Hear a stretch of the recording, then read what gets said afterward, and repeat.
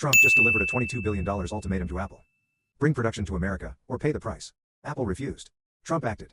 And what followed? A $600+ billion power move no one saw coming. On Friday morning, former President Donald Trump took to Truth Social to address Apple CEO Tim Cook directly. His message was unmistakable. I expect their iPhones, sold in the United States of America, to be manufactured and built in the United States, not India or anywhere else. The statement was a firm ultimatum, underscoring his stance on domestic manufacturing and economic policy.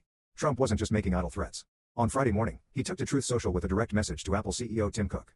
If that is not the case, a tariff of at least 25% must be paid by Apple to the U.S. This declaration didn't come out of nowhere. Just 2 days earlier, on Wednesday, Trump had already met with Tim Cook at the White House. The timing speaks volumes. Whatever was said in that private meeting, it clearly didn't go Trump's way. Just 48 hours later, he took to social media with public threats, leaving little doubt about his frustration. And the market wasted no time reacting.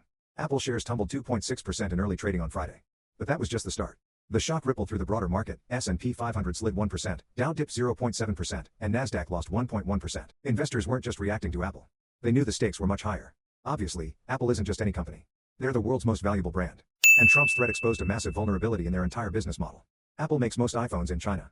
But they've been quietly shifting production to India to avoid China tariffs. Over half of iPhones sold in the US are now made in India. Cook even said they'd increase Indian production by 65% this fall. But Trump just closed that loophole. No India, or anyplace else. Trump wants iPhone production on American soil. Period. But industry analysts are calling this demand a fairy tale. Wedbush Securities analyst Daniel Ives didn't hold back. We believe the concept of Apple producing iPhones in the US is a fairy tale that is not feasible. Why? The economics are brutal. Higher-end iPhones would cost up to $3,500 each if made in America. That's double the current price. But Apple clearly got the message. They just announced a $500 billion investment in US manufacturing over 4 years in February. They're building a 250,000 square foot factory in Houston for servers. Meanwhile, Trump's not stopping with Apple. He also threatened a 50% tariff on the European Union starting June 1st. Our discussions with them are going nowhere. This isn't just about trade. It's about reshaping global manufacturing. And other companies are already responding. TSMC just announced a $100 billion investment in US chip manufacturing. 3 new fabrication plants, 2 packaging facilities, and a research center in Arizona. Trump, the most powerful AI chips in the world will be made right here in America. But the real story isn't about tariffs. It's about economic leverage. Trump's using America's massive consumer market as a weapon. Buy American-made products or pay the price. And it's working. But here's what this story really reveals. Apple thought their private power would protect them. Boardroom access. Regulatory relationships. Corporate influence. But Trump had something they couldn't buy. The ability to shape the perception of millions of people. One post. $118 billion in motion.